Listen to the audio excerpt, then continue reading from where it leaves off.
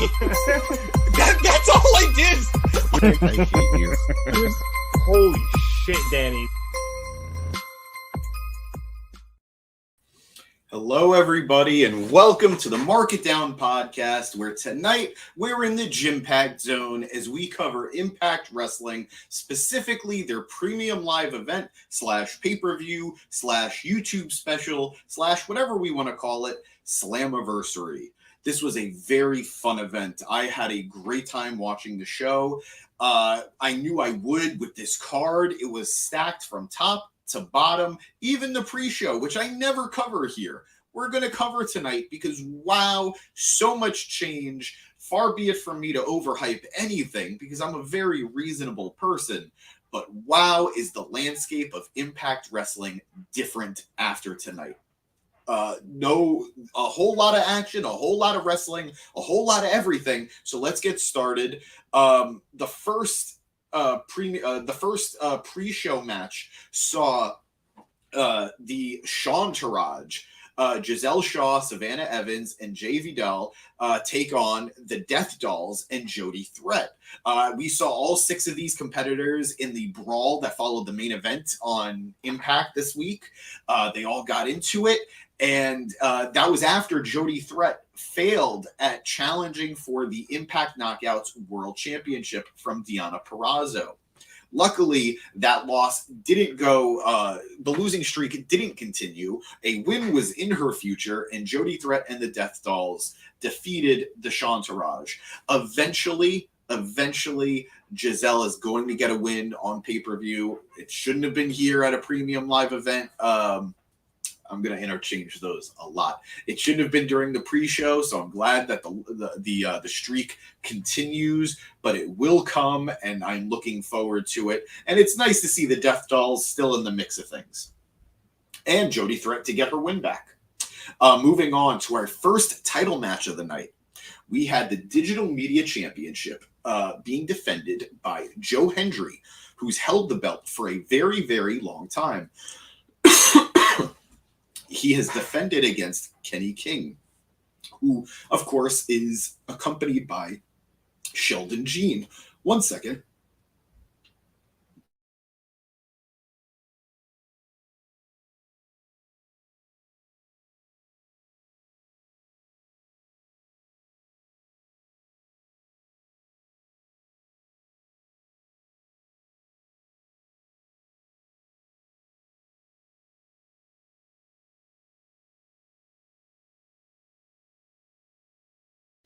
Sorry about that, guys.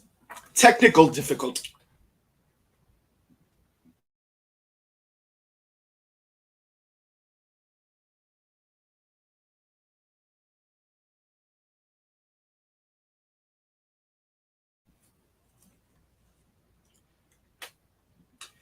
And we're back. Sorry about that, guys.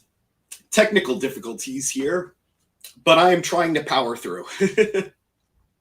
But we had our Digital Media Championship match where Joe Hendry defended against Kenny King, accompanied by Sheldon Jean. I made it clear to you guys, I'm a big, big fan of Joe Hendry. I've loved his title reign. This feud felt a little odd to me. Wasn't crazy about the... Yeah, Rev, it was a weird start for me, you know...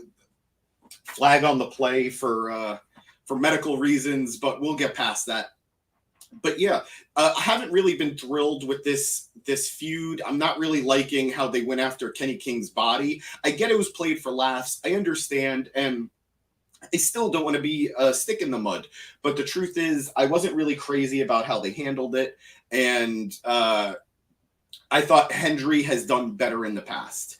Unfortunately for Hendry, I don't know if he's going to have much more of an opportunity to show that, at least with this championship reign, because Kenny King pulling off the upset, it has to be, getting his feet on the ropes, and an assist from Sheldon Jean as he rolled up a very playful Joe Hendry, who was mocking him with a tie and everything, getting the 1-2-3 off the cheap pin. We have a new digital media champion in Kenny King. I've been saying it for a while here on the Gym Pack Zone. While we love a good gatekeeper, it's sad to see Kenny King wasted in that role. Now, as the new digital media champion, I'm sure we're going to see him facing a lot of young talent and him facing a lot of up-and-coming prospects while defending this title and get some wins in the process. I don't think he's going to have a title reign anywhere near as long as Joe Hendry's, but that's okay. That was a record-breaking reign as long as I'm sure of it. I'm pretty sure. Upwards of 200 days. Great reign to Joe Hendry. Let's see where he goes from here. Moving on, we had the beginning of the pay-per-view, actually. We're past the pre-show. We have our Ultimate X match to determine the #1 contender for the X Division Championship, which is also defended later tonight. But the competitors were Kushida, Alan Angels, Jonathan Gresham, Kevin Knight, Mike Bailey, Speedball, and a returning surprise entrant, Jake Something. Was not expecting to see Jake back in the Impact Zone so soon. I got to see him recently live and in person at House of Glory, where he had a show-stealing match. He was fantastic. A physical specimen is Jake Something, a true stud. And he added a lot to this match, and it was really cool to see that extra element that none of us were expecting. I am a fan of literally every man in this match, from Kushida, who is a proven New Japan, WWE, and at this point, Impact entity. Alan Angels, who's looking to make his mark, as he said on Impact this last week. Jonathan Gresham, a former Ring of Honor champion. Kevin Knight, who has been slowly but surely earning everyone's respect with great opportunity after great showing and great opportunity and great showing. Excellent young talent. Mike Bailey, Speedball, enough said. I don't need to hype the man. If you've been watching it all, either that show or this show, you know how good he is. And Jake Something, he's Jake Something. I just hyped him up already for you. It was really great to see this match. I love Ultimate X, a match you could only find in the Impact Zone. You're not going to find it in any other company, as you have two wires dangling above the ring in an X formation, and as you climb the ropes, trying to grab the X, sometimes a championship. In this instance, when it's in a #1 contenders match, an actual physical X. That will signify you are the #1 contender for the title. Long story short, after a brilliant match with a lot of back and forth, high-flying, scary action, Kushida has won the match and is going to face the future X Division champion, which will be determined later tonight between Chris Sabin, the champion, and the challenger, Lio Rush. Very much looking forward to seeing Kushida rise in the ranks of Impact. He is an incredible talent and an incredible asset to any company that can use him. And if you're looking for fun spots, check out this incredible moonsault that Speedball Mike Bailey hit from the top of the pole that holds the wires outside the ring. Scary stuff, exciting stuff, stuff you could only see from a talent like Speedball Mike Bailey. Moving on, we had an interview where Gia Miller spoke to the new digital media champion, Kenny King. And the man gets it. He's been around the block for a while, between his time in Ring of Honor, between his time in Impact. He knows how to do a promo. He knows how to hype himself up. And it's going to be a fun start to this title reign. Moving on, we had our Knockouts World Tag Team Championship match as the Coven, Taylor Wilde and Kylan King, defended against Masha Slamovich and Killer Kelly. A team with still no name, but I am very much looking forward to what that will be. This was brutal. This was hard-hitting. This was nice. Nothing that should shock you if you've been a fan of Masha Slamovich or Killer Kelly, or heck, Taylor Wilde in the past. Not to take away from Kylan King, but hard-hitting stuff from beginning to end. The finish saw a new Tag Team Championship reign start as Masha Slamovich pinned Kylan King Taylor Wilde, as Killer Kelly was choking her on the outside. This is a very unconventional tag team where I feel like they are just as likely to start beating up each other as they are to beating up their opponents. I'm happy to see that they're champions now because it's been too long in Impact with either of these women not holding gold. I understand they didn't necessarily want to put the women's title on them. It's a little crowded at the top of the mountain right now, but these are two exquisite talents that have gone far too long without anything in the company. So this is a great way to keep them invested and to keep fans invested in them. I'm very excited for it. Very excited for both of these women. And I'm wondering where the Coven goes from here. Maybe they go back to their feud with the Death Dolls. We'll see. Moving on, we had our tag team match, which was a little shrouded in mystery. As we knew, Bully Ray and Diener, who was replacing an injured, unfortunately, Steve Macklin, as they took on Scott D'Amore, the president of Impact, and an unknown tag team partner. Well, we had a hint of who that would be after Impact on Thursday, where we knew that it was going to be somebody most likely from Team Canada. Well, they did not disappoint. A returning Eric Young, a man who I briefly explained his history with the company. He started in TNA, stayed through the dark years, eventually moved to WWE, went to NXT, went to the main roster, left, came back to Impact, won the World Championship again, left again, went back to WWE, wrestled one match, and then left again. His contract ended with WWE. His no-compete clause ended with WWE last week, just in time for him to come back to his home province in Canada and to help his former Team Canada teammate Scott D'Amore in this match. This was fun. Oh, far be it for me to forget the special enforcer, Darren McCarty. This was a fun match, a hardcore match with a lot of action, a lot of brutality, a lot of grudges. You know, the last time we saw Eric Young in the Impact Zone, he was being stabbed to death by his old Design teammate, or at that time, Violent by Design teammate, Cody Diener, or just Diener, my bad. And of course, nothing needs to be said about how incredible the feud has been between Bully Ray and Scott D'Amore. As the match continued, we saw spears, we saw Canadian destroyers, we saw table spots, we saw everything. And we even got some help from Darren McCarty himself, helping with a table spot onto Bully Ray with a double choke slam. This was a fun match, a fun, hopefully, capper to this excellent feud. And it's really fun to see Eric Young back in the Impact Zone. I don't know where Bully goes from here. I don't know where Scott D'Amore goes from here. But I'm sure the feud between Eric Young and Diener is only getting started after tonight. We then move on to our X Division Championship match between Chris Sabin and Lio Rush. I'm hesitant to call this a match, guys, because it really wasn't. It was a jumping. It was a mugging. It was a beatdown. Lio Rush made his entrance first. He was in the ring as Chris Sabin, the champion, is walking down the ramp and making his way into the ring. He is ambushed by Lio Rush before he could even get in the ring with a springboard kick to the head, knocking him to the floor. Rush then does a tope suicida through the ropes and knocking Sabin onto the ramp.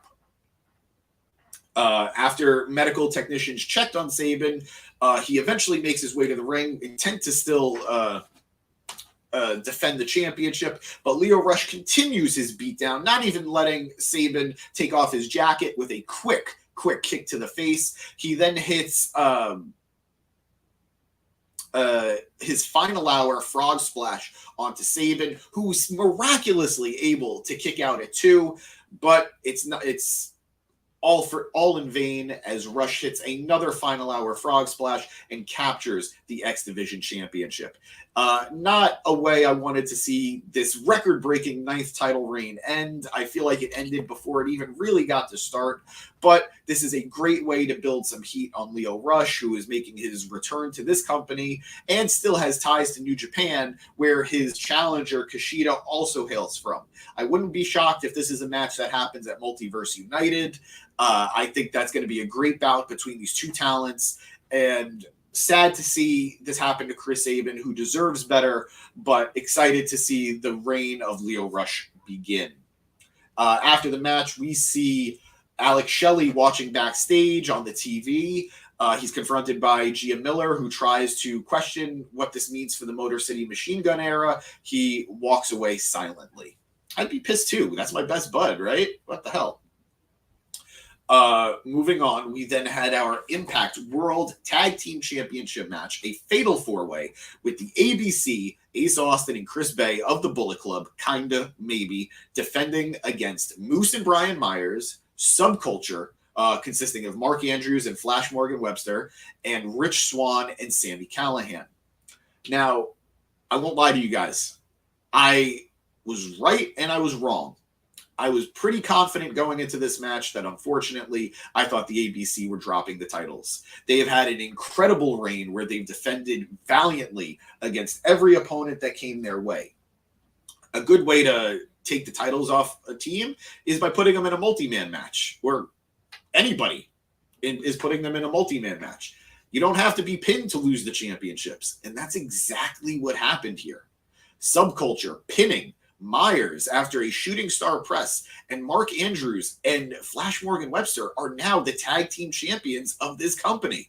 I told you I thought the titles were changing hands, and I was right, but I also told you I didn't think it was going to be Subculture. I thought that if there was any team that wasn't going to win, it was going to be Subculture. Very shocked that this is the way it went. Continuing a trend of the night, as every title that's been defended has changed hands, from the Digital Media Championship to the Knockouts Tag Team Championships, to now the Men's Tag Team Championships. Very intriguing turn of events. Very interested to see where all these teams go moving forward. As Moose and Brian Myers, have had a somewhat contentious relationship in the past. Rich Swann and Sami Callihan could very easily go right back into the singles division, and who knows what this means for Ace Austin and Chris Bay. They were united in becoming tag team champions as they were recruited by Jay White. Their rise to the top was quick.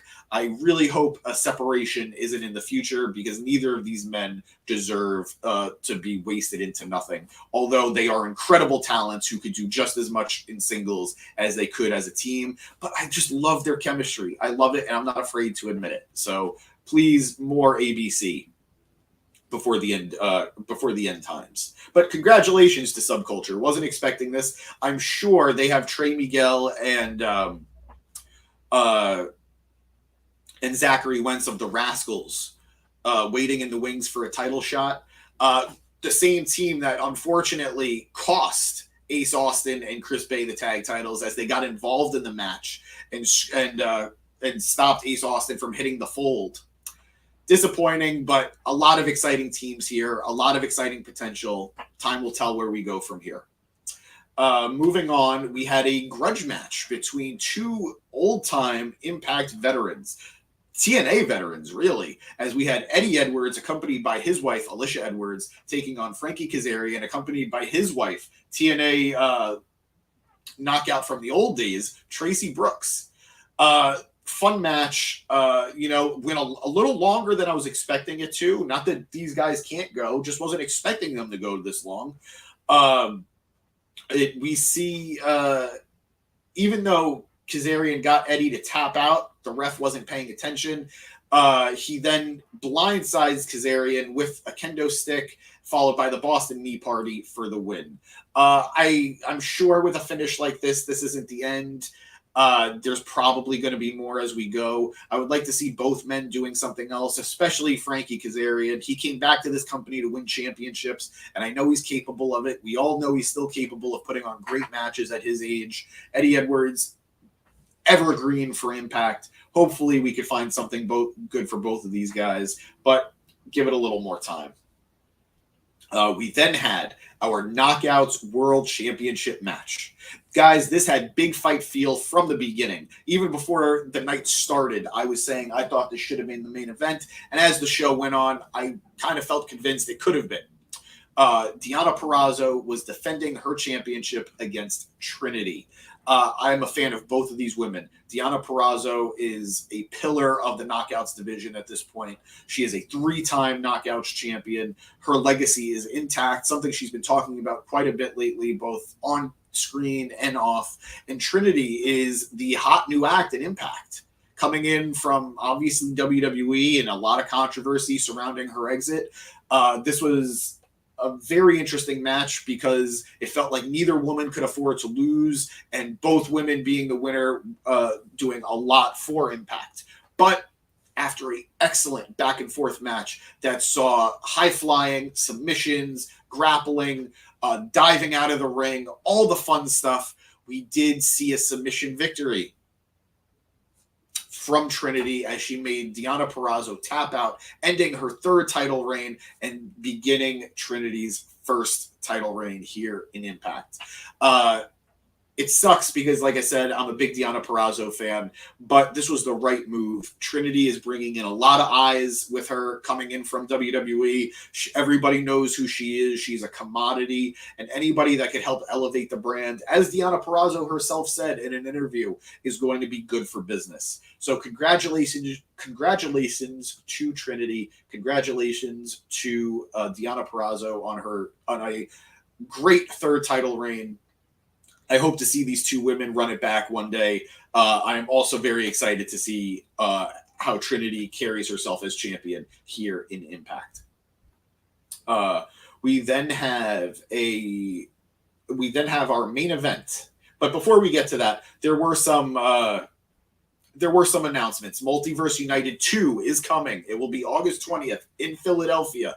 We're going to see Lio Rush and Trey Miguel take on Hiromu Takahashi and Mike Bailey Speedball. This is going to be an excellent match. All four of these men are incredible. Hiromu is Mr. Junior Heavyweight in New Japan Pro Wrestling. Speedball Mike Bailey. Enough said. Lio Rush, the new X Division champion, teaming up with a former X Division champion in Trey Miguel. Very excited to see what these men are going to do. My neck already hurts thinking about it. We also have IWGP World Champion Sonata returning to Impact at Emergence on August 27th. It's a big deal that we're getting the IWGP World Champion in Impact so soon after the G1 tournament, which will be over by then. This is a big deal. I wonder what's going to happen. I don't know who he's going to confront, but I'm excited for it. So time will tell where that goes. But moving on to the main event, we have our Impact World Champion, Alex Shelley, taking on Nick Aldis, a hungry, arrogant Nick Aldis. Guys, this was another hard-hitting match that started with disrespect as Alex Shelley spit water in the face of Aldis.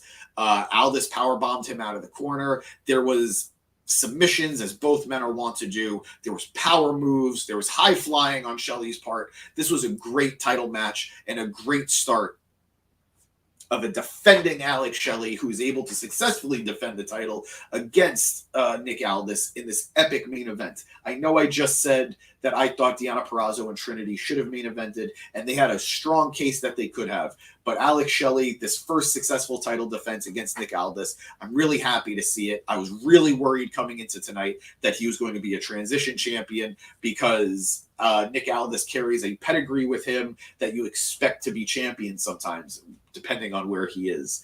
But that was all for naught as Shelley is able to hit a DDT onto the title while the ref wasn't looking, and then hit Shell Shocked for the 1-2-3 win over Nick Aldis. I'm really excited to see this title reign continue. I'm really excited to see all the potential he has as champion. But just as my worry swept out of me because he survived Nick Aldis, the panic continued, mixed with a little excitement, as former world champion Josh Alexander made his return to the Impact Zone after unfortunately having to vacate the title a few months ago due to an injury. I am shocked to see Josh Alexander back in the Impact Zone. I am shocked to see him in such great shape, and I am more shocked to see him confront the current champion, Alex Shelley, after the main event of this match. Both men have a lot of love from the crowd. Alex Shelley is claiming to be the face of this generation. Josh Alexander has been carrying this generation of Impact for a long time now. He was the heir apparent to the company who never lost his championship. I don't know what this means. I hope neither man turns heel because I don't want to see it, but I am excited to see Alex Shelley defending the championship against the man who never lost it. And we go to black as Josh Alexander tells Shelley he is back. The walking weapon back in the Impact Zone. Super excited to see it. Super excited to be a part of this show tonight. Impact has been killing it on all fronts. Like I said, their mid-card, fantastic. Their tag division, fantastic. Their knockouts division, incredible. And now the main event just continuing to heat up with talent in matches that we really haven't seen now that we have Alex Shelley as world champion. Very excited for this. Very intrigued to see how the Motor City Machine Gun era will continue now that Chris Sabin has lost the title. I hope there isn't any friction there. I hope that doesn't lead to any friction. I'm kind of expecting it, but Impact continues to surprise. Impact continues to amaze, as do you guys. Thank you for being with me here tonight. It's Saturday night. It's midnight. You guys love me. I feel the love. Sally Field is amazing. She wanted to unionize for SAG and AFTRA years ago, and now today we're still doing it. Follow Sally Field. That lady knows what she's doing. But guys, I'm James Gisanti. This is the Jimpact Zone, where we cover all things Impact. Thank you so much for joining me. We'll be back next week. Danny will be here for Raw. We'll all be here for AEW, and I'll be here for Impact. And you guys will be here because you love me. You really love me. Have a great night, and don't forget, watch Impact. And awkward transition as I say goodbye.